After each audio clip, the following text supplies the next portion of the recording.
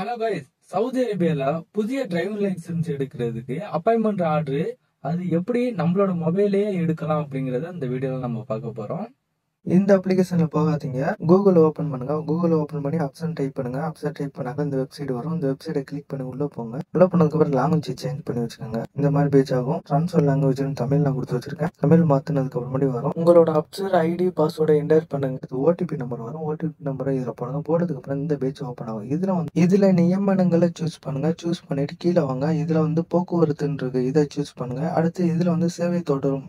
இதை கிளிக் பண்ணுங்க. அப்புறம் இந்த பேஜ் வந்ததுக்கு அப்புறம் பதிவு சந்திப்பு செய்வோம் அதை சூஸ் பண்ணுங்க. அடுத்து இந்த மாதிரி பேஜ் ஆகும். லாங்குவேஜ்ல நம்ம மாத்தி வச்சுருவோம். தமிழ்ல மாத்தி சரி அப்படியே கீழே ஸ்க்ரோல் பண்ணி வந்துகிட்டே இருந்தீங்கன்னா கீழே பார்த்தீங்கன்னா அரபில இருக்கும். அதனால நம்ம என்ன பண்ணணும்னு கேட்டீங்கன்னா நேரா போய் ட்ரான்ஸ்ஃபர் லாங்குவேஜ்ல போயிட்டு இங்கிலீஷா மாத்தி வச்சுக்கணும். இங்கிலீஷ் மாத்தி வச்சுக்கிட்டா எல்லாமே மாறிடும். இப்போ நான் மாத்திரம் பாருங்க, மாத்தி முடிச்சுட்டேன். அது முடிச்சுட்டு நேரா இப்போ பாருங்க உள்ள போகுது.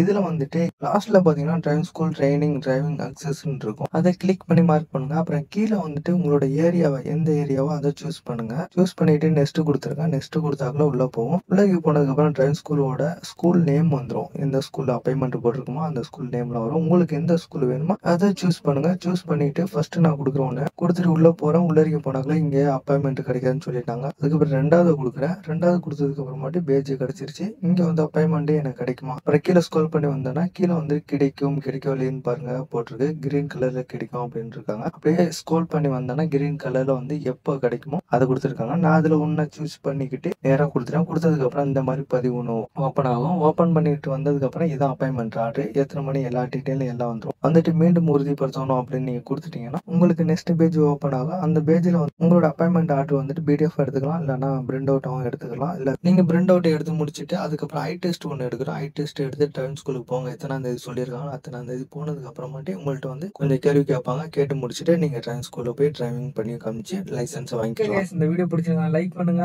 இது மாதிரி வேற ஏதாவது தேவைன்னா எனக்கு கமெண்ட் பண்ணுங்க. அடுத்த வீடியோல சந்திப்போம். ஓகே, பாய்.